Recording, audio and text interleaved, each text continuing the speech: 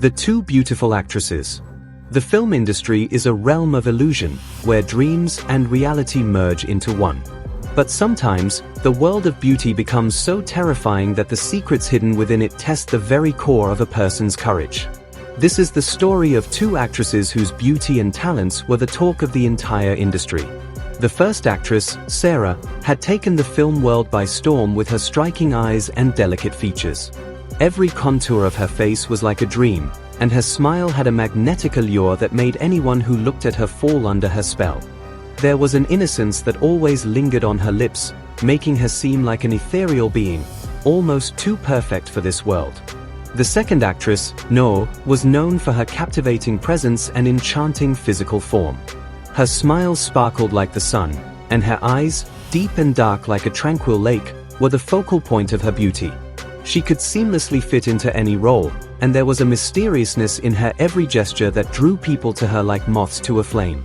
These two actresses were working together on the same film, and their combined beauty and acting prowess overshadowed everything else on set. But one of them possessed a beauty so captivating that it drew the attention of something far darker than any human admirer, a malevolent entity that would alter the course of their lives forever. The demon was no ordinary creature. It was an ancient being, a spirit born from the darkest corners of the world, and its powers were beyond comprehension. What made this demon truly terrifying was its obsession with human beauty. It had roamed the earth for centuries, seeking out beautiful souls to possess, and now it had found its next victim, Sarah. One night, Sarah began to have vivid dreams. In these dreams, the demon would appear, its form shifting in the shadows, always hovering just beyond her reach. Sarah would wake up in the middle of the night, her heart racing, feeling as if something, or someone, was watching her. At first, she dismissed it as nothing more than the stress of filming, but the feeling didn't go away. The presence grew stronger, more intense, as if the demon was slowly becoming a part of her every waking moment. As time passed, Sarah's nights were filled with terror. She would lie in bed, her body frozen in fear, feeling the oppressive weight of something invisible pressing down on her. The demon's voice echoed in her mind, whispering promises of eternal beauty and power if she only surrendered herself to it. But Sarah was terrified. She had no idea how to escape this nightmare. One night, during a late shoot on set, things took a dark turn. The cameras were rolling, and the lights flickered erratically. The atmosphere was thick with an unsettling silence, and the crew felt a cold chill sweep across the set. Suddenly, Sarah turned around to find herself face to face with the demon. It was no longer a shadow in her dreams, it had materialized in front of her, a grotesque, distorted figure with dark, hollow eyes that burned like embers.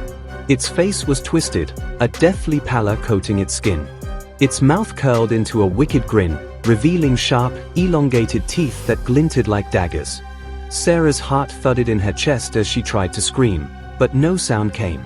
The demon's eyes locked onto hers, and for a moment, she felt as if her very soul was being sucked into the abyss. The coldness around her intensified as if the world itself was crumbling under the weight of the demon's presence. When Noor saw the change in Sarah, she became desperate to help her. Sarah's health deteriorated rapidly, her once bright eyes now clouded with fear. Her once vibrant beauty seemed to fade, replaced by a hollow, haunted expression. Noor couldn't bear to see her friend like this, and she vowed to find a way to break the curse that had overtaken Sarah. Noor embarked on a journey to seek out an old sorcerer who was said to have knowledge of such dark entities. The sorcerer was a reclusive figure, living deep in the mountains of a forgotten village. The villagers, terrified of him, warned Noor to stay away, but she pressed on, determined to save her friend. When Noor finally found the sorcerer, she asked him about the demon's power and how to break its hold on Sarah. The sorcerer, his eyes dark with knowledge of the supernatural, looked at her gravely. "This demon is no mere creature," he told Noor, his voice low and ominous. "It is an ancient soul, bound to the mortal world by its insatiable hunger for beauty. It does not just seek to possess, its goal is to trap the spirit of its victim, to bind them eternally to its will." The sorcerer spoke of a ritual that could banish the demon, but it was a dangerous and nearly impossible task. Noor would have to confront the demon directly, uncover its true form, and use ancient magic to imprison it within its own body. But the ritual was not without its risks. Failure would result in No's own soul being claimed by the demon. With no other option, No set her mind to the task. She returned to the set, armed with the sorcerer's instructions and a heart full of resolve. But when she arrived, she found herself face to face with the demon, its presence now even more powerful than before. It was waiting for her. As No stepped onto the set, the temperature dropped sharply, and the air grew heavy with the weight of an unseen presence. The lights flickered, and the shadows seemed to come alive, swirling around her. She could feel the demon's gaze upon her, its eyes burning with hunger. It stepped out from the shadows, its form more terrifying than ever before. The demon's voice echoed in her mind, mocking her. "You think you can defeat me? You're just as beautiful as she is. You will join her in my eternal prison." No took a deep breath and began the ritual, chanting the ancient words taught to her by the sorcerer.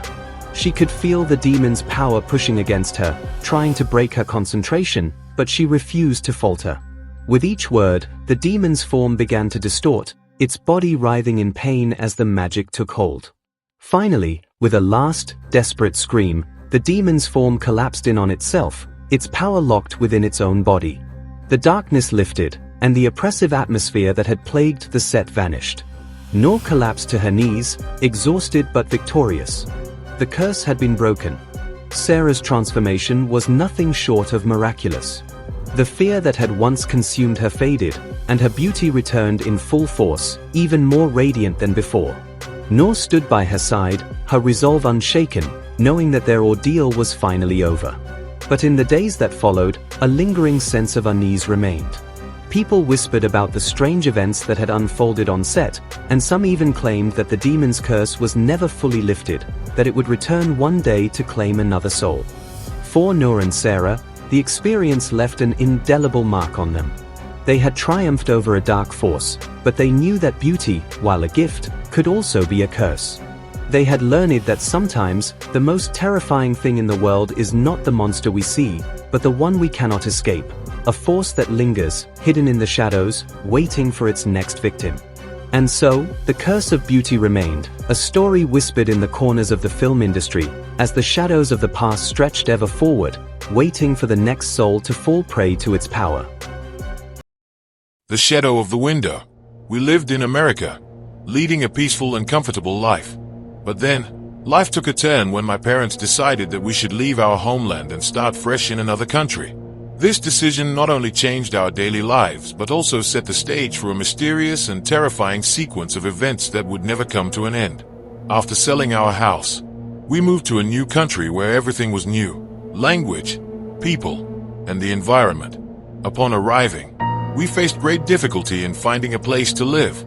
After days of searching, we finally found a house that seemed to meet our dreams. Small, beautiful, and close to school. Everything we wanted. But there was one thing that didn't sit right with us. Behind the house stood an old, dilapidated building, as if it had always been meant to stand there.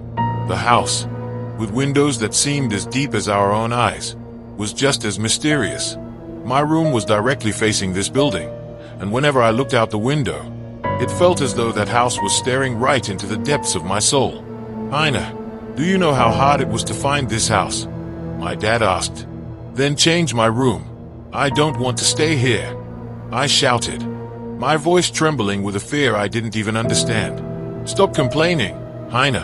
Let's focus on the good things in your work," he replied. It felt like the world had frozen in place, and a strange unease gripped me. Days passed, and slowly I started to adjust to my room, but the fear that lingered behind me like a shadow never left.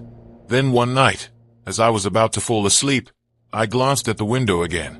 And that night, the window seemed to be telling me something, showing me something. The building, the windows. It felt like someone was there.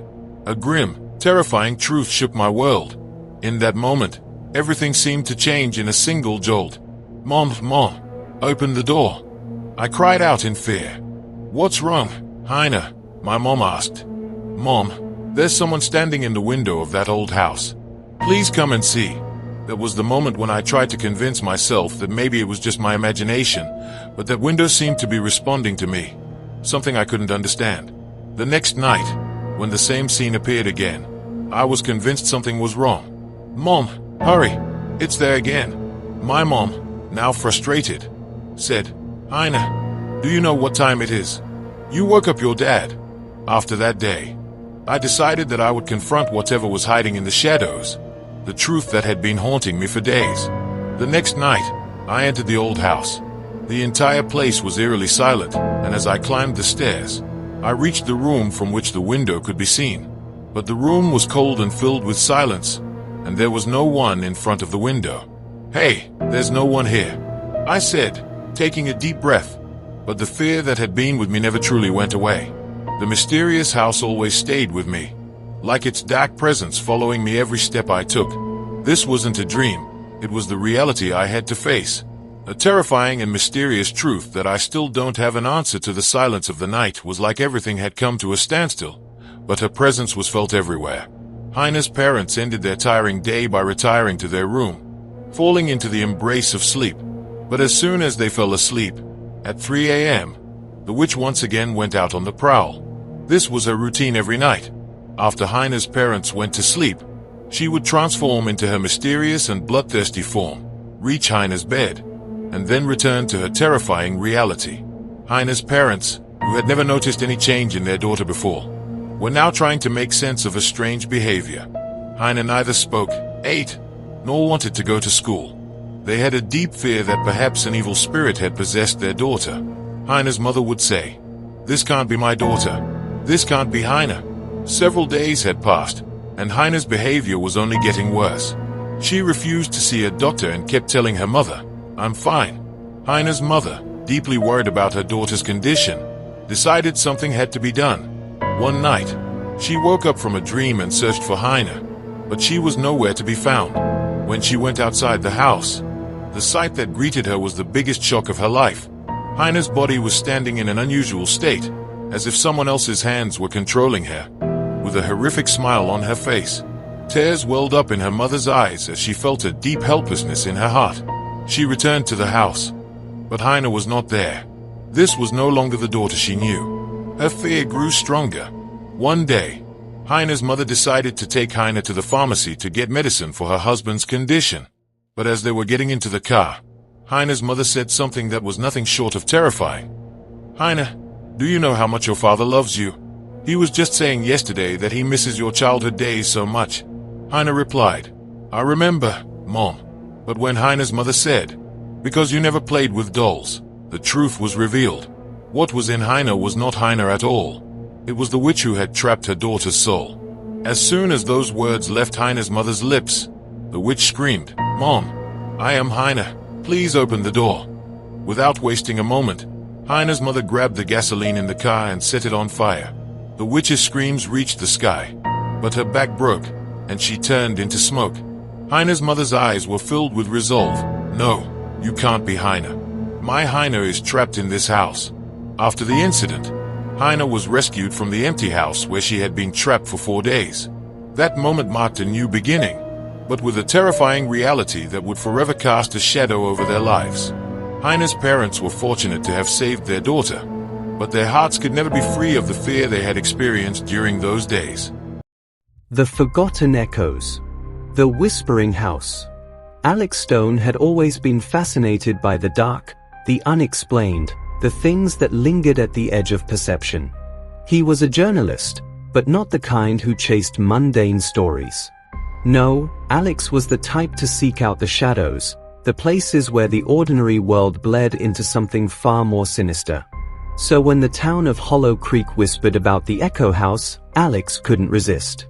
He knew this was a story waiting to be uncovered. The house, an old Victorian mansion hidden deep in the woods, had a reputation.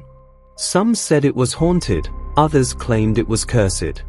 Few dared to venture near it, let alone enter it. The locals had long ago given up trying to make sense of it. It was a place where the wind didn't blow right, and the trees grew too thick, their branches twisting like gnarled fingers.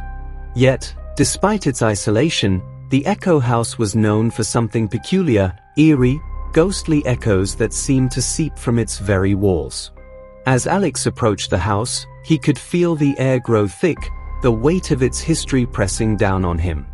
There were no birds in the trees, no hum of insects in the underbrush. It was as if the land itself had gone silent in anticipation of something dreadful. The house loomed ahead, a decaying monument to forgotten times. Its windows were dark, like the eyes of a thing long dead, but Alex felt an undeniable pull, an eerie magnetism that drew him in. He stepped onto the cracked stone steps, and the door creaked open, as though it had been expecting him. The secrets in the walls. Inside, the air smelled stale and musty, the scent of old wood and dampness mixing with something faintly metallic, like blood. The walls seemed to breathe, shifting slightly as if they were alive, hiding secrets within their rotting framework. Alex pulled out his flashlight and shined it around. Dust particles floated in the beam, and the silence felt almost alive. The house seemed abandoned, but Alex knew better. No place with this much history was ever truly empty. He made his way through the rooms, each one more oppressive than the last. Faded portraits lined the walls, their subjects staring down at him with lifeless eyes. In one room, a piano stood, its keys yellowed with age. As Alex stepped closer, the unmistakable sound of a single note echoed through the house, soft, melancholic. But no one had touched the piano. A chill ran down his spine. He was not alone.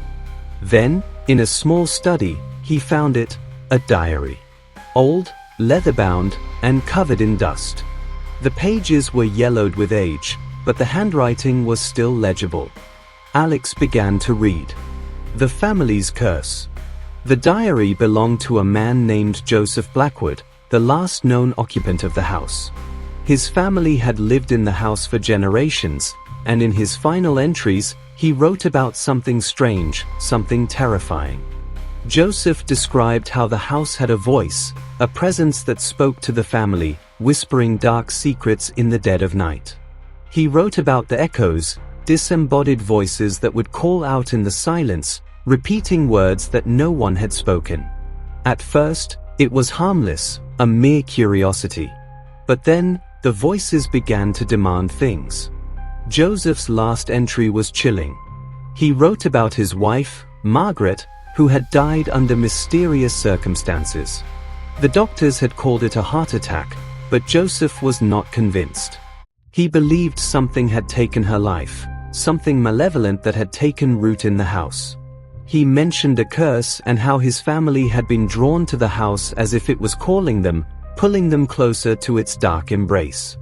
The final words in the diary were simple, but horrifying. It has begun. The echoes are awake. They want me. They will want you too. The echoes awakening. Alex couldn't shake the feeling that the echoes had never stopped. They had only been dormant, waiting for someone to listen.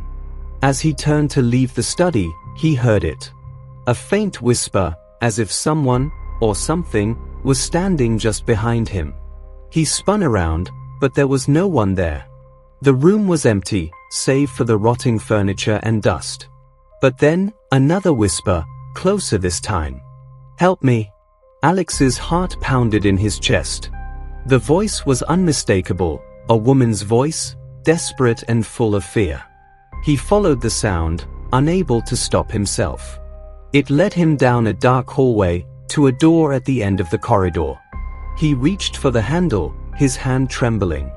The door opened with a groan, revealing a room covered in dust and cobwebs. In the center of the room was an old rocking chair, gently swaying back and forth. The air was thick with the scent of decay. And then, he saw it. A figure, translucent and pale, sitting in the chair. Her face was gaunt, her eyes hollow, as if the life had been drained from her. She opened her mouth, but no words came out, just the sound of a distant piano playing that same haunting note. Alex's mind raced. This was Margaret Blackwood, the wife from the diary. But why was she still here? Why was she stuck in this house, trapped in the echoes? The price of curiosity. As Alex stood frozen, unable to tear his eyes away from the apparition, he felt a cold hand on his shoulder. He turned quickly, but there was no one there. The voice returned, louder now, almost urgent. Leave. Leave before it takes you to. But Alex didn't listen. He couldn't. The mystery, the story, it was too important. He had to know what happened. He had to know what the echoes wanted. Suddenly, the room darkened. The temperature dropped. The piano's note grew louder, a discordant sound that rattled his bones. The shadows seemed to come alive, swirling around him, and the air was thick with whispers. Alex tried to move, but his feet were frozen in place. The echoes, voices, memories, and ghosts began to speak all at once, their words tangled in a maddening cacophony. And then, he understood. The Echo House didn't just hold the spirits of the dead. It was a prison. A trap for those who were curious enough to enter, a place where the souls of the departed lingered, their voices forever crying out for release. But no one left. No one ever left. As the last whisper faded, Alex realized with a chilling certainty that the echoes had claimed him too. His story, his investigation, nothing more than another voice among the countless others trapped in the house's grip. The next voice. Years later, the Echo House still stood, forgotten by most, but feared by those who knew its true nature. The town of Hollow Creek had long since abandoned the place, but the house waited, as it always had, for the next curious soul to come looking for the truth. And somewhere, in the dark, Alex's voice joined the others. The echoes had found their next victim.